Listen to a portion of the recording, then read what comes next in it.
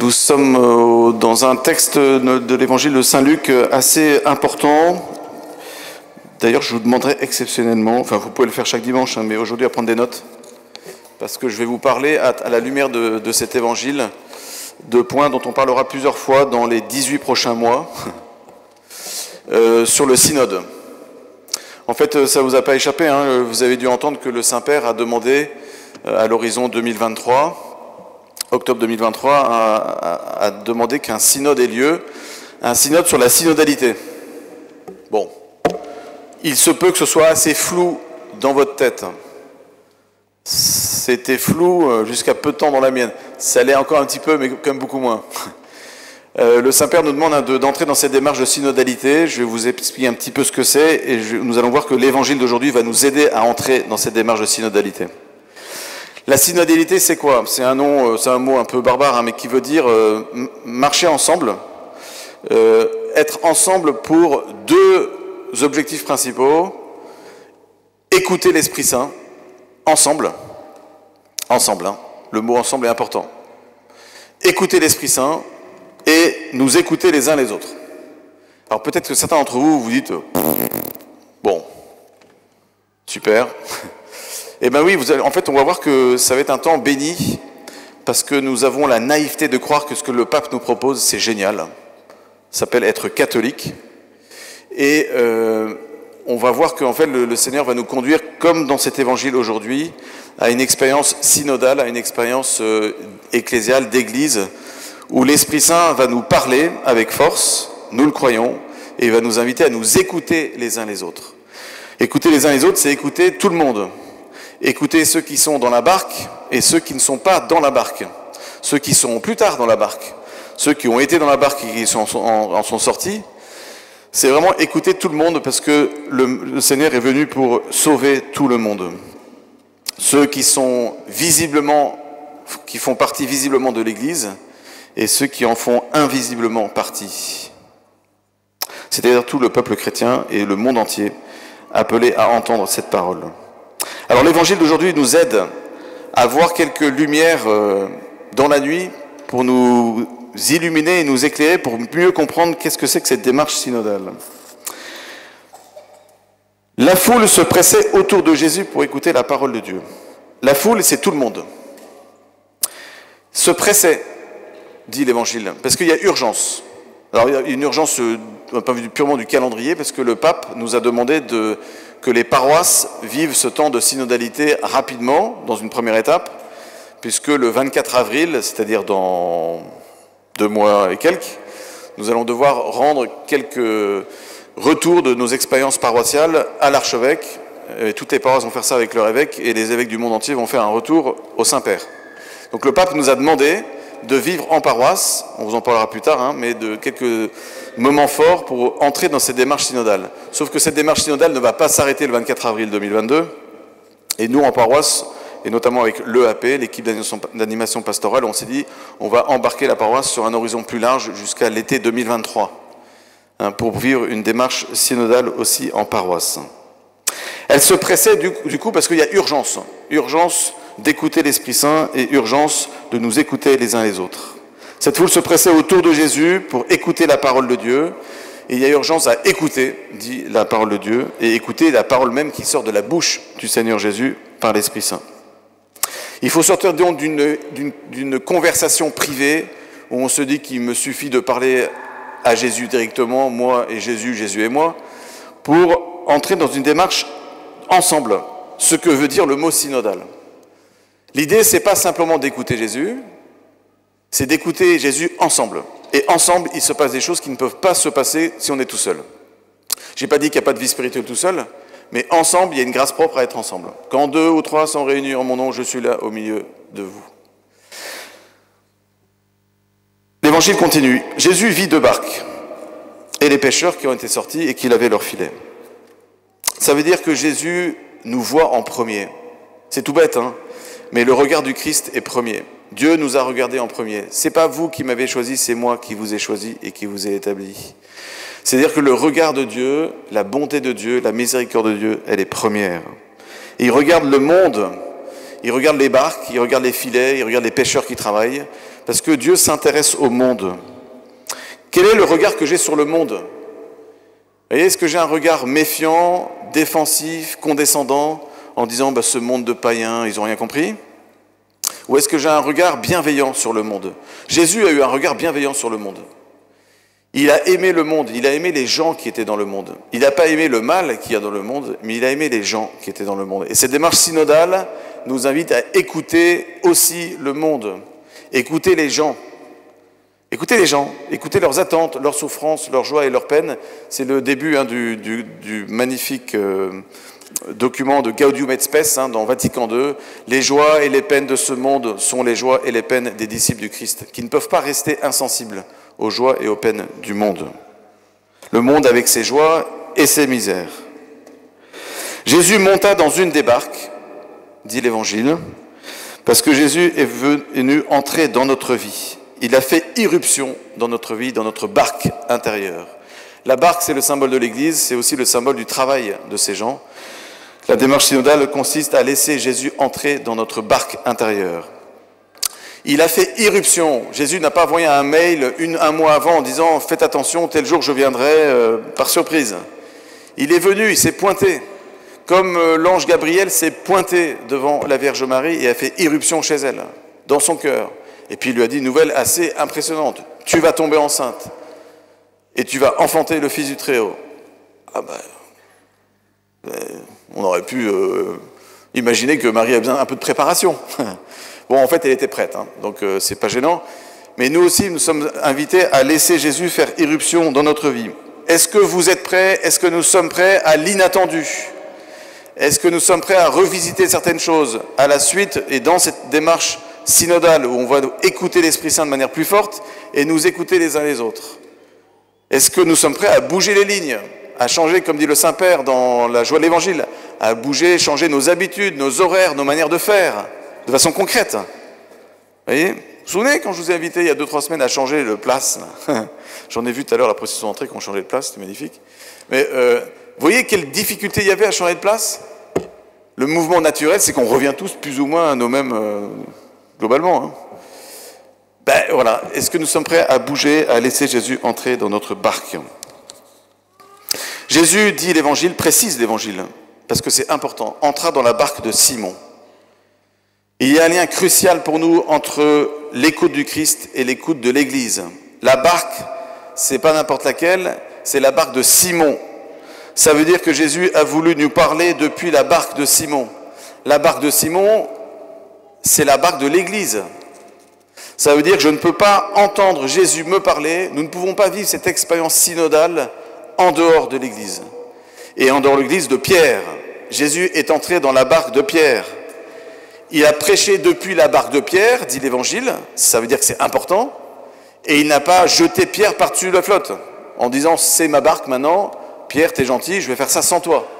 Il est rentré dans la barque de Pierre, et à côté de Pierre, il a prêché aux foules.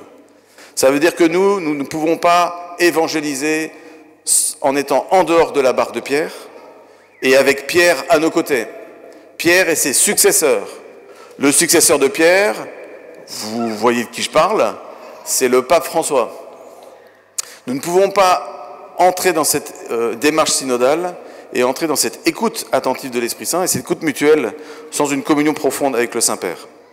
Il y a un petit vent presque diabolique qui souffle dans l'Église, qui consiste à perdre la confiance dans le Saint-Père. J'ai pas dit que quand on est catholique, on doit gober tout ce que dit le pape, on a le droit de ne pas être d'accord avec certaines choses, mais il y a une ligne à ne pas franchir. Et la ligne à ne pas franchir, c'est la confiance. Si je commence à perdre confiance dans le Saint-Père, je ne suis plus catholique. J'ai beaucoup de respect pour d'autres confessions chrétiennes, mais nous, ce qui est essentiel, c'est d'être attaché au ministère de Pierre. Que ce soit Pierre, Paul, Jacques, François, Benoît, Jean-Paul ou Jean 23, ou des petits, des grands, des ronds, des gros, des maigres, des Argentins, des Allemands, des Polonais, des Italiens, il y a eu beaucoup d'Italiens. Je ne peux pas écouter Jésus ni enseigner moi-même les foules en tant que missionnaire si je jette Pierre en dehors de la barque. Ce n'est pas possible. Alors on continue. Jésus demande à Pierre de s'écarter du rivage, dit l'Évangile. Ça veut dire prendre de la distance. Il est bon parfois de prendre des temps de retraite, des temps de distance, du recul. Jésus a demandé concrètement à la barque et à Pierre de prendre du recul par rapport au rivage, pour mieux parler aux foules. Ça veut dire qu'il est important de prendre du recul, des temps de retraite de temps en temps, où on vous proposera le 26 mars, notez la date, samedi 26 mars, un temps de récollection paroissiale, justement comme une première étape de ce synode. Jésus enseigne, dit l'Évangile, ça veut dire qu'il nous parle depuis cette barque de Pierre pour toucher les cœurs et les foules. Et après cet enseignement, Jésus va passer des paroles aux actes. Et il va se tourner vers Pierre et il lui dit « Avance au large et jetez vos filets ». Là, il y a une étape nouvelle. C'est passer de l'écoute du Seigneur qui nous instruit, qui nous enseigne, et nous avons besoin de tous ces enseignements, à l'action missionnaire qui consiste à jeter des filets pour prendre des poissons. Pas 2, 3 poissons, pour prendre beaucoup de poissons. Et il nous faut entrer dans cette démarche qui consiste à sortir des gradins du stade où on fait beaucoup de commentaires sur le match qui est en train de se jouer. Et là, l'église est remplie de commentateurs.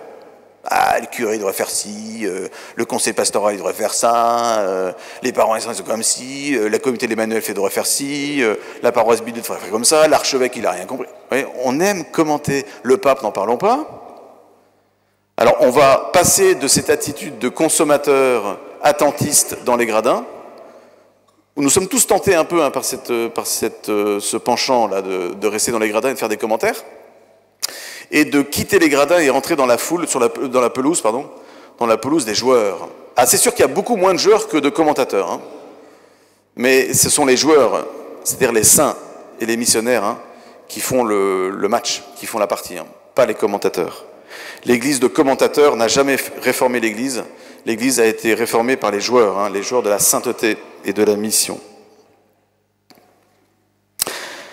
Jeter les filets, ça veut dire...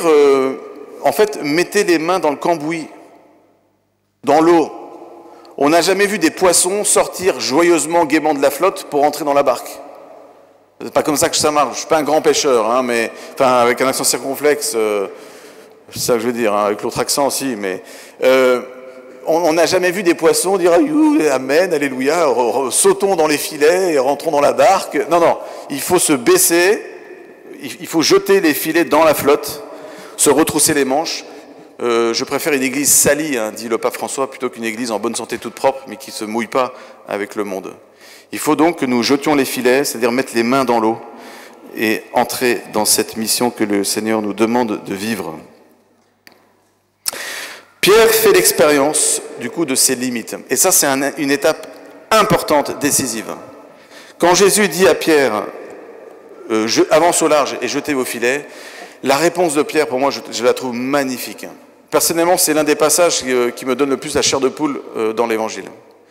Pierre, dans sa réponse, dit « Seigneur, Maître, nous avons peiné toute la nuit sans rien prendre. » Vous avez deux manières de comprendre ce passage. Soit une espèce de Pierre ravi de la crèche. « Oh Seigneur, Amen de gloire et Hosanna d'amour.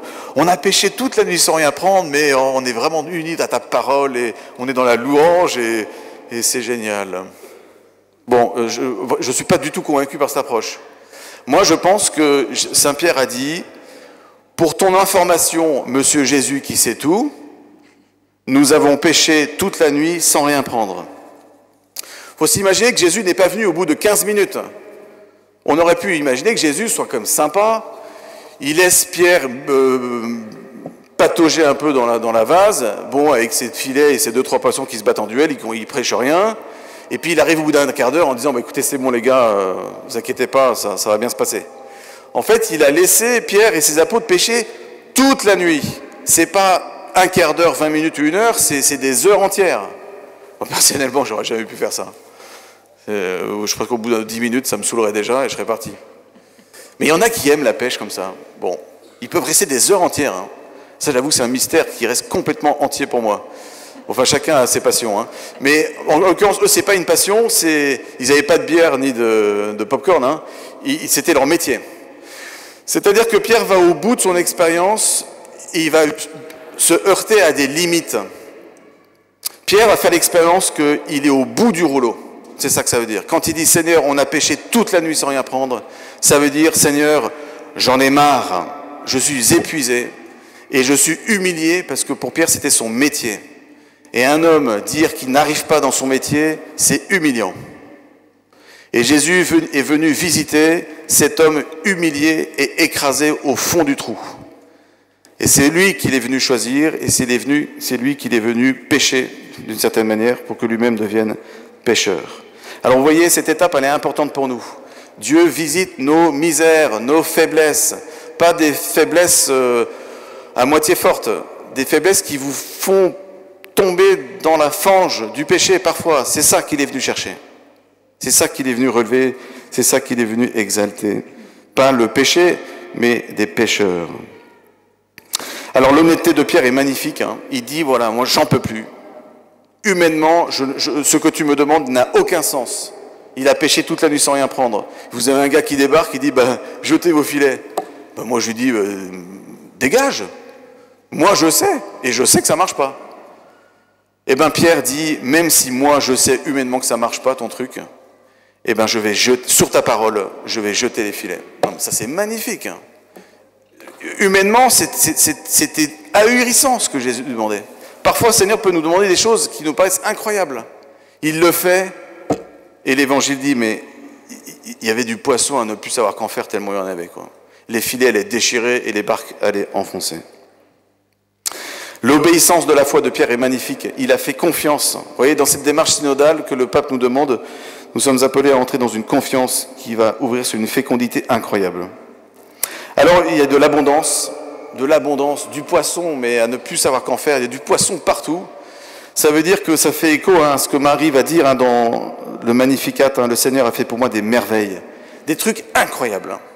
Et cette expérience spirituelle, qui est l'expérience du synode, que le Seigneur veut nous faire vivre dans son Église, c'est une expérience fondatrice de quoi?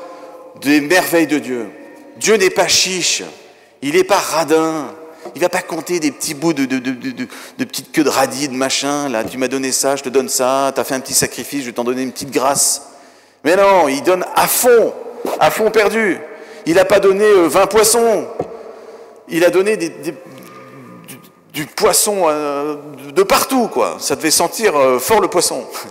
Eh bien, ça va sentir fort la grâce. Dans ce temps de synode, le Seigneur nous promet de nous donner avec abondance. Et tellement avec abondance que du coup, la première réaction de Saint-Pierre, c'est quoi? Appel à l'aide. Il appelle les autres pour l'aider à porter le poisson. Ça veut dire quoi? Ça s'appelle la vie communautaire. Ça s'appelle la vie en église. Vous l'appelez comme vous voulez, ça s'appelle le synode. Il fait une expérience synodale.